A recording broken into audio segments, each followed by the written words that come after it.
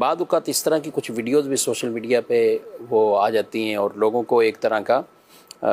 ایک عجیب ہی ذہن دینے کی کوشش کی جاتی ہے کہ نبی پاک صلی اللہ علیہ وسلم نے تو عمریں 4 ہی کی ہیں پوری زندگی میں، تو لوگ کیوں زیادہ عمریں کریں، یا ایک سفر میں جائیں تو بعض اوقات ہر دوسرے دن عمرہ کر رہے ہوتے ہیں، تو ایک سفر میں ایک ہی عمرہ ہونا چاہیے، متعدد عمرے نہیں ہونے چاہیے۔ اور اس پہ وہ یہی چیزیں سارے منطبق کر گئے کہ نبی پاک صلی اللہ علیہ وسلم نے ایسا نہیں فرمایا یا ایسے عمرے نہیں کیے۔ کیا کہتے ہیں آپ اس میں؟ دیکھیں، سب سے پہلی چیز تو یہ ہے کہ عمرہ ایک نیکی ہے، ٹھیک، بھلائی ہے، تو اب اس سے بلا ضرورت روکنا، یہ تو نیکی اور بھلائی سے روکنا ہوگا۔ نمبر 1 بات یہ۔ نمبر 2 بات یہ کہ یہ جو دلیل دی جاتی ہے، ہمیں انشاءاللہ دلیل بھی میرے ذہن میں عرض کرتا ہوں، لیکن نبی پاک صلی اللہ علیہ وسلم نے نہیں کیا تو یہ چیز اس کے ناجائز ہونے کی دلیل ہوگی۔ یہ اصول نہیں ہے۔ ٹھیک، اصول یہ ہے کہ نبی پاک صلی اللہ تعالیٰ علیہ وآلہ وسلم نے اس سے منع کیا،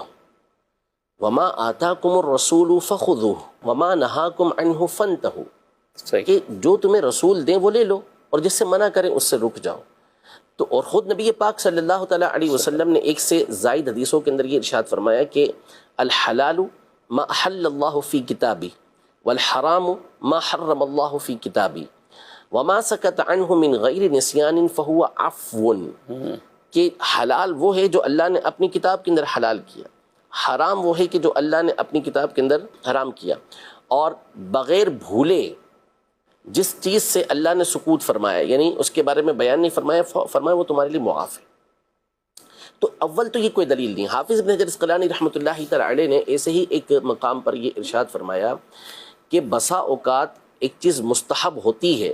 اور نبی پاک صلی اللہ تعالیٰ علیہ وآلہ وسلم امت کے مشقت میں پڑنے کی وجہ سے اس کو چھوڑ دیتے ہیں۔ اب مثال کے طور پر یہ کہا کہ 4 عمرے کی، اب 4 عمرے میں بھی پھر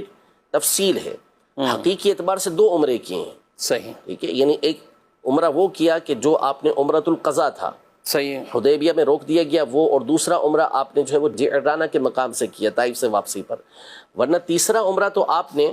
یہ حج کے ساتھ کیا، حج قران والا، جی، اور چوتھا عمرہ جس کو کہتے ہیں کہ چوتھا عمرہ کیا، تو حقیقتاً وہ عمرہ مکمل نہیں ہوا ہی نہیں تھا، وہ تو صلح حدیبیہ کے موقع پر آپ علیہ الصلوۃ والسلام نے اس کو احرام اتار دیا تھا کیونکہ مشرکین نے آگے جانے سے روک دیا تھا۔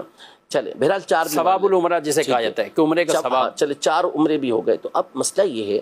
کہ تراویح ساری دنیا کے اندر باجماعت یہ پورے رمضان پڑھی جاتی ہے، صحیح، ٹھیک ہے، حالانکہ نبی پاک صلی اللہ علیہ وسلم نے تو 3-4 دن پڑھی ہے جماعت سے،